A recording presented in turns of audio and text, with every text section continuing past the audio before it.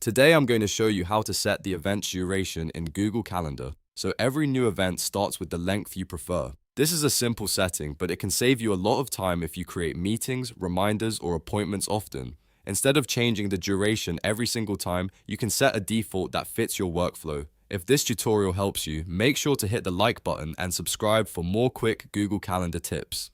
Alright, let's jump into it. First, open Google Calendar in your browser. Make sure you're signed into the correct Google account, especially if you manage multiple calendars for work or personal use. Once Google Calendar loads, look toward the top right corner of the screen and click the settings icon, which looks like a gear. From the menu that appears, click Settings. Now you'll be taken to the Google Calendar settings page. On the left-hand side, you'll see several sections under General. Find and click Event Settings. This area controls a few default preferences for your calendar, including how events are displayed and how long they last when you create them. Next, look for the option called Default Duration.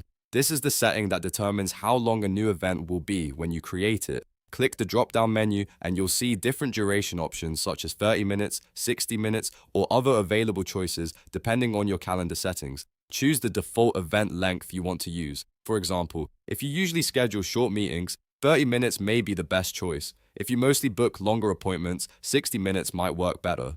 Pick the option that matches how you normally use Google Calendar. Once you select it, Google Calendar saves the change automatically. You do not need to press a save button or confirm anything else.